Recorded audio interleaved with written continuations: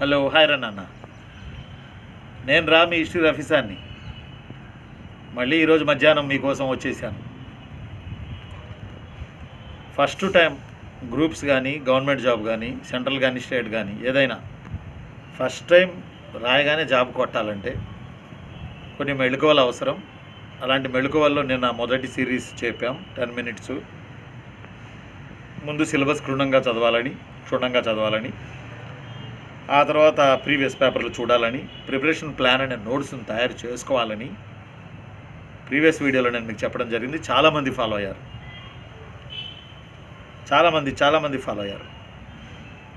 ఇప్పుడు రెండో విషయం ఏంటంటే, ఈరోజు వీడియో ఏంటంటే, క్షుణ్ణంగా చదివాం.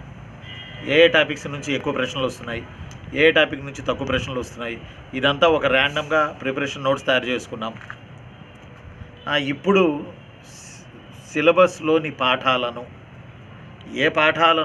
ఏ సబ్జెక్టుకు చెందిన పాఠాలను మొదటిగా ప్రారంభిస్తే బాగుంటుంది. ఓంప్రదంగా చదువుతున్న వాళ్ళు ఓకే, అయినా చదువుతున్న వాళ్ళు కూడా ఒకసారి వినండి, బాగుంటుంది. ఓంప్రదంగా ఏది మొదలు పెట్టుకోవాలి, ఏది చదవడం స్టార్ట్ చేయాలి ప్రిపరేషన్లో? ఎకనామిక్సా, పాలిటా, హిస్టరీయా, ఎన్విరాన్మెంటా, డిజాస్టర్ మేనేజ్మెంటా, ఏపీ బైఫర్కేషన్ యాక్టా, లేకపోతే ఏపీ హిస్టరీయా, ఇండియన్ హిస్టరీ, మోడర్న్ ఇండియానా, లేకపోతే ఎకనామిక్సా, లేకపోతే ఏపీ ఎకానమీనా, ఇండియన్ ఎకానమీనా, ఏది స్టార్ట్ చేసుకుంటే బాగుంటుంది సార్? ఫస్ట్ స్టార్టింగ్ ఏం చేయాలి? ఇక్కడ కొన్ని థీరీలు ఉన్నాయి. నేను ఒక థీరీ మీకు ఇప్పుడు చెప్తా. ఆ థీరీ ఏంటంటే, 3 రకాలుగా మీరు మీ ప్రిపరేషన్ని స్టార్ట్ చేయొచ్చు. మొదటి రకం ఏంటంటే, మీకు ఇష్టమైన సబ్జెక్ట్ ఒకటి ఉంటుంది. జనరల్ స్టడీస్లో కానీ, ఎకానమీలో కానీ, పాలిటీలో కానీ, హిస్టరీలో కానీ, జనరల్ స్టడీస్లోని వేరియస్ సబ్జెక్టులలో మీకు ఇష్టమైన సబ్జెక్ట్ ఉంటుంది ఒకటి. ఆ ఇష్టమైన సబ్జెక్ట్తో ప్రిపరేషన్ స్టార్ట్ చేయండి. ఆ ఇష్టమైన సబ్జెక్ట్తో ప్రిపరేషన్ స్టార్ట్ చేయండి.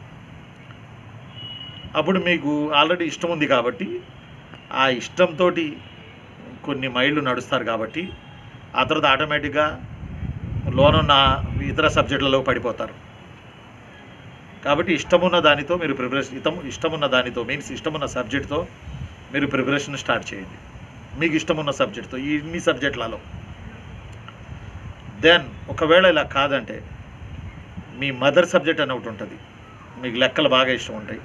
కొంతమందికి జోగ్రఫీ ఇష్టం, కొంతమందికి హిస్టరీ ఇష్టం, కొంతమందికి ఎకానమీ ఇష్టం, కొంతమందికి పాలిటీ ఇష్టం. ప్లస్ వాళ్ళు డిగ్రీలలో చదివి ఉంటే, పీజీలలో వాళ్ళకి ఇష్టమైన సబ్జెక్ట్ తీసుకుని ఉంటారు కాబట్టి, ప్రధానంగా పీజీల్లో, డిగ్రీల్లో వాళ్ళకి అది మదర్ సబ్జెక్ట్ అవుతుంది కాబట్టి, ఆ మదర్ సబ్జెక్ట్ నుంచి ప్రిపరేషన్ స్టార్ట్ చేయండి. ఇది రెండవ కోణం. ఒకటి, ఇష్టమైన సబ్జెక్ట్తో ప్రిపరేషన్ స్టార్ట్ చేయండి. కొంతమంది ఎంఏ ఎకనామిక్స్ చేసి ఉండొచ్చు, కానీ వాళ్ళకి ఇష్టమైన సబ్జెక్టు ఎన్విరాన్మెంట్ అయి ఉండొచ్చు, ఇష్టమైన సబ్జెక్టు డిజాస్టర్ మేనేజ్మెంట్ అయి ఉండొచ్చు, ఇష్టమైన సబ్జెక్టు కరెంట్ అఫైర్స్ అయి ఉండొచ్చు. కానీ కరెంట్ అఫైర్స్తో స్టార్ట్ చేయకండి. కరెంట్ అఫైర్స్ క్లైమాక్స్లో చూడాల్సిన సినిమా అది. క్లైమాక్స్ సినిమా కరెంట్ అఫైర్స్ ఇప్పుడు వద్దు. అలా మీ మదర్ సబ్జెక్టుతో ప్రిపరేషన్ స్టార్ట్ చేయండి, లేదా మీకు ఇష్టమైన సబ్జెక్టుతో ప్రిపరేషన్ స్టార్ట్ చేయండి. అర్థమైందా నేను చెప్పింది? కొంచెం బాగా వినండి. ఇప్పుడు నేను చెబుతుంది బిస్కెట్లో ఛాయో కాదు. ఎవరిందా కామెంట్ పెట్టి ఉంది బిస్కెట్లని. బిస్కెట్లు ఛాయలు కాదు. మన బతుకు బిస్కెట్లు అమ్ముకునడం అవుతుంది. అట్లా పిచ్చి పిచ్చిగా కామెంట్లు పెడితే అట్లా పెట్టకూడదు. బాగుపడదాం మనం అందరం. నేను బాగుపడ్డాను, మీరు కూడా బాగుపడుదురు, లైఫ్లో సెటిల్ అవుదురు. అట్లా నెగిటివ్ కామెంట్లు పెట్టకండి. ఎందుకంటే మన ఛానల్ చక్కగా వెళుతుంది. నెగిటివ్ కామెంట్లకు స్థానమే లేదు మన ఛానల్లో. అట్లా పెట్టారు అంటే ఇక మనం దాన్ని వాళ్ళ కర్మకే వదిలేయాలి. అర్థం అట్లా. కాబట్టి ఇక్కడ మనం ఒకటి, సిలబస్ని క్షుణ్ణంగా చదివాం.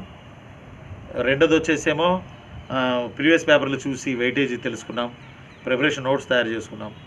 ఇప్పుడు ఏ సబ్జెక్ట్ నుంచి మనం ప్రిపరేషన్ చేయాలి, ఏ సబ్జెక్ట్ నుంచి మనం చదవాలి అని అంటే, మీకు ఇష్టమైన సబ్జెక్టు ఏదైనా ఉంటుంది. ఉండకుంటే ఎట్లా ఉంటుంది?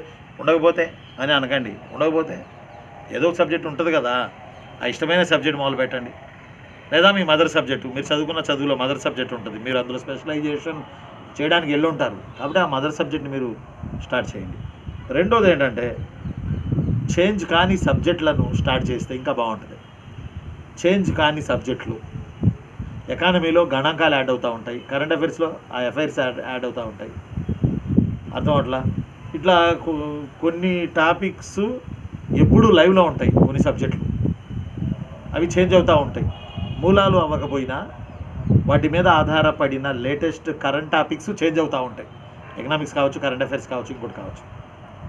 అందువల్ల చేంజ్ కాని సబ్జెక్టులు ఉంటాయి, అవి మీరు చదివేసుకోవచ్చు. దానివల్ల మీకు ప్రమాదం లేదు, చదివేసుకుని పక్కన పెట్టుకోవచ్చు. నెక్స్ట్ చేంజ్ అయ్యే సబ్జెక్టులు చదువుకోవచ్చు, రెండవ స్టెప్. ఆ విధంగా మీరు మీ సబ్జెక్టు ప్రారంభ దశలో చదవడం కుదురుతుందేమో చూడండి. చేంజ్ కాని సబ్జెక్టులు అంటే హిస్టరీ, మోడర్న్ ఇండియా చదివిందే చదువుతారు, నా చిన్నప్పటి నుంచి అందరూ చదివిందే చదువుతున్నారు. ఏపీ హిస్టరీ చేంజ్ అయ్యేదేం లేదు. కాకపోతే ఇంకా ఒకసారి డెప్త్ అడిగే అవకాశాలు ఉంటాయి. అట్లా ఏపీ హిస్టరీ చేంజ్ అయ్యే అవకాశాలు ఏముండవు. అలానే ఎకానమీలో ఫండమెంటల్స్ చేంజ్ కావు. పాలిటీ దాదాపుగా చేంజ్ కాని సబ్జెక్టే. కాదు, పాలిటీలో అప్డేటెడ్ ఏంటంటే వచ్చే తీర్పులు, పాలిటీలో అప్డేట్లో వచ్చేటటువంటి తీర్పులు ఉంటాయి. ఆ తీర్పులు, రాజ్యాంగానికి చెందిన మార్పులు చేర్పులు, ఇట్లాంటి కొన్ని సవాళ్ళు, రాజ్యాంగాన్ని ఎదుర్కొంటున్న సవాళ్ళు, రాజ్యాంగం ఎదుర్కొంటున్న సవాళ్ళు, ఇలా కొంచెం చేంజెస్ వస్తుంటాయి. కేసులు రాజ్యాంగంలో కీలక అంశాలను మార్చే కేసులు కూడా కొన్ని ఉంటాయి. అలాంటివి అప్డేట్ ఉంటాయి. కానీ పాలిటీ నాకు తెలిసి 80% నిల్వ ఉన్నటువంటి సబ్జెక్టే చదువుకోవచ్చు. హిస్టరీ అయితే ఇక నో చేంజ్, అది చదివేసుకోవచ్చు. ఆ తర్వాత డిజాస్టర్ మేనేజ్మెంటు అప్డేట్స్ ఉంటాయి కానీ బట్ ఫండమెంటల్స్ చదివేసుకోవచ్చు. ఇక అలాగే జోగ్రఫీ, ఫిజిక్స్, కెమిస్ట్రీ, బాటనీ, వీటిలో మార్పులు చేర్పులు ఏమి ఉండవు. సైన్స్ అండ్ ఫిజిక్స్, బాటనీ, కెమిస్ట్రీలలో అప్డేట్ అవుతున్నాయి అంటే అది సైన్స్ అండ్ టెక్నాలజీ కిందకి వెళ్ళిపోయింది. మళ్ళీ చెప్తాను చూడండి, ఫిజిక్స్, బాటనీ, కెమిస్ట్రీలో అప్డేటెడ్ ఏదన్నా అవుతున్నాయి అని అంటే అవి దేని కిందకి వెళ్తాయంటే సైన్స్ అండ్ టెక్నాలజీ పార్ట్లోకి వెళ్ళిపోతాయి. కాబట్టి చేంజ్ కాని సబ్జెక్టులను ప్రిపరేషన్ తొలిగా స్టార్ట్ చేసేవాళ్ళు మార్పుకి నోచుకొని, కాలాంతరానికి నోచుకొని సబ్జెక్టులు కొన్ని ఉంటాయి. ఆ సబ్జెక్టులు ప్రిపరేషన్ స్టార్ట్ చేస్తే ఇదొక థియరీ. ఒకటి మీకు ఇష్టమున్న సబ్జెక్ట్, అది ఏదైనా ఎకానమీ ఆ రూట్లో వెళ్తాం. ఒకటి లేదా రెండు, మీ మదర్ సబ్జెక్ట్లో ప్రిపరేషన్ స్టార్ట్ చేయడం. రెండు. మూడవ పాయింట్ ఏంటంటే ఇంపార్టెంట్ పాయింట్, ముఖ్యమైన పాయింట్,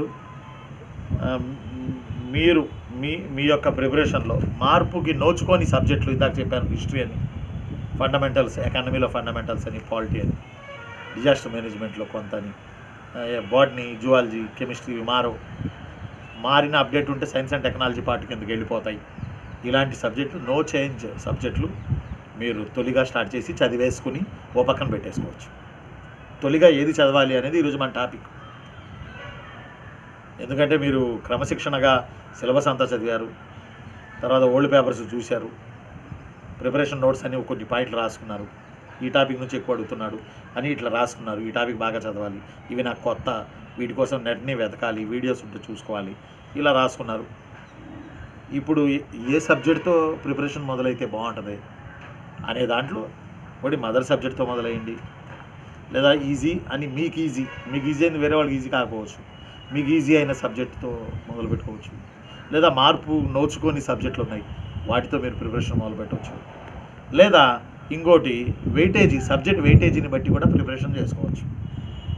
సబ్జెక్ట్ వెయిటేజీ అని అంటే ఇప్పుడు ఎకానమీ ఉంది, 150 మార్కులు. ఫస్ట్ వెయిటేజీ గ్రూప్ 2లో ఎకానమీయే. రెండో వెయిటేజీ హిస్టరీ, 100 మార్కులు హిస్టరీ, 75 మార్కులు ఏపీ హిస్టరీ, 25 మార్క్స్ వచ్చేమో మోడర్న్ ఇండియా జిఎస్లో, 100 మార్కులు హిస్టరీ.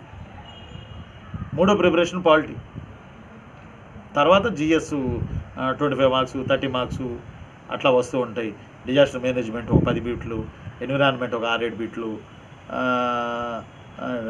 తర్వాత ఏపీ బైఫర్కేషన్ ఒక 10 బిట్లు జిఎస్లో, ఇలా వస్తూ ఉంటాయి. కాబట్టి వెయిటేజీని బట్టి ఆ పేపర్ టఫ్ అని అయినా వెయిటేజీని బట్టి కూడా మీరు అలా పైనుంచి వెయిటేజీని బట్టి చదువుకుంటూ రావచ్చు. కాబట్టి ఇక్కడ అంతిమంగా వెయిటేజీ ప్రకారం వెళ్తారా మీ ఇష్టం, అది మీ మీ మీ మీ యాటిట్యూడ్ని, మీ మైండ్ సైకాలజీని బట్టి ఉంటుంది. వెయిటేజీని బట్టి వెళ్తారా, మార్పుకి నోచుకొని సబ్జెక్టులు చదివి పక్కన పడేసుకుంటారా తొలిగా, మొదటి దశ నేను మీకు చెప్తాను. లేదా మదర్ సబ్జెక్ట్తో ప్రిపరేషన్ స్టార్ట్ చేసుకుంటారా, ఇష్టమైన సబ్జెక్ట్తో ప్రిపరేషన్ స్టార్ట్ చేసుకుంటారా. నేను ఈ 4 మెథడ్లో ఏదో మెథడ్ మీరు స్టార్ట్ చేయండి. అది మీ వ్యక్తిత్వాన్ని బట్టి, మీ ఆలోచనను బట్టి, మీ ప్రిపరేషన్ వేగాన్ని బట్టి, మీరు చదివిన అకాడమిక్ బ్యాక్గ్రౌండ్ని బట్టి, మీకు సీనియర్స్ ఇచ్చిన సలహాలను బట్టి ఉంటుంది. రైట్? కాబట్టి దాని ప్రకారం మీరు ప్రిపరేషన్ అనేది స్టార్ట్ చేయాలి.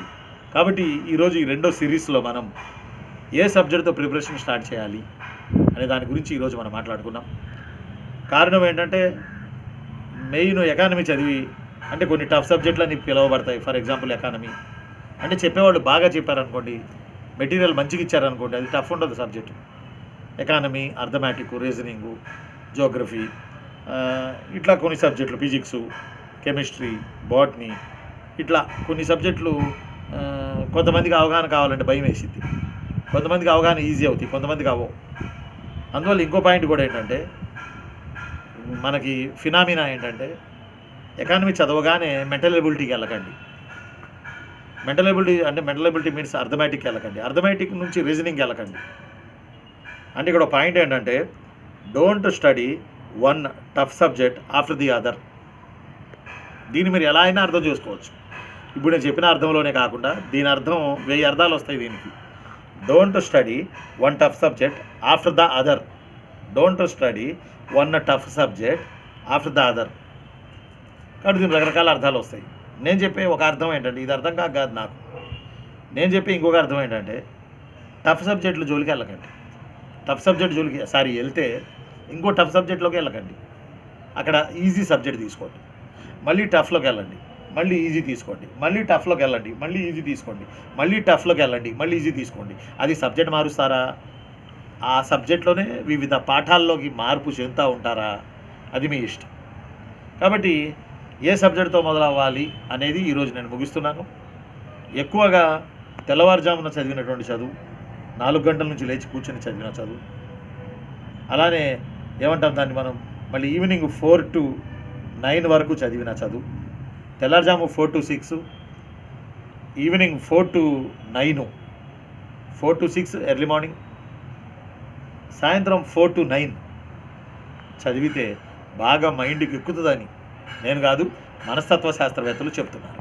ఆనంద్ జారిపడతాం, జాగ్రత్త. మనస్తత్వ శాస్త్రవేత్తలు చెప్తున్నారు. కాబట్టి ఏ సబ్జెక్ట్తో మొదలయ్యాలి అనేది మీరు ఒంటరిగా కూర్చొని గట్టిగా తిని ఒంటరిగా కూర్చొని ఇప్పుడు నేను చెప్పిన 4 థియరీలు ఇష్టమైన సబ్జెక్ట్తో మొదలు పెడతారా, మదర్ సబ్జెక్ట్తో మొదలు పెడతారా, వెయిటేజీ ఉన్న సబ్జెక్ట్తో ప్రిపరేషన్ మొదలు పెడతారా, మారని సబ్జెక్టులను తీసుకుని ప్రిపరేషన్ మొదలు పెడతారా? అది మీ ఇష్టం. మీ యాటిట్యూడ్ని బట్టి ఉంటుంది. దాని ప్రకారం మీరు ఫాలో కండి. మరి ఉంటాను నేను మిస్టర్ ఆఫీసర్ని. మధ్యాహ్నం ఆకలి అవుతుంది, మీరు కూడా తినేసి నిద్రపోవద్దు. 2 గంటల నుంచి చదవండి, లేకపోతే 2 గంటల నుంచి 3 గంటలు నడుము ఆల్చండి. 3 నుంచి ఇక మొదలు పెట్టండి. మీ ఇష్టం వచ్చిన సబ్జెక్టు ఇక్కడ నేను చెప్పిన ఫినామినాని పరిగణలోకి తీసుకొని ప్రిపేర్ అవ్వండి. మరి రేపు నేను మీకు చదవడం ఎలా, ఏ సబ్జెక్ట్ని ఎలా చదవాలి, అక్కడ వచ్చే పదాలను ఎలా అర్థం చేసుకోవాలి అనే విషయాలు, ఏ సబ్జెక్ట్ని ఎలా చదవాలి, ఈరోజేమో ఏ సబ్జెక్ట్తో మొదలు పెట్టాలి, నిన్నేమో ప్రథమంగా అసలు ఏం చేయాలి, రేపేమో ఏ సబ్జెక్ట్ని ఎలా చదవాలి అనే టాపిక్ రేపు ఒక 10 నిమిషాల పాటు మనం వీడియో చేసుకుందాం. ఉంటాను నేను మిస్టర్ ఆఫీసర్ని. తినండి చదివారు అలిసిపోయారు.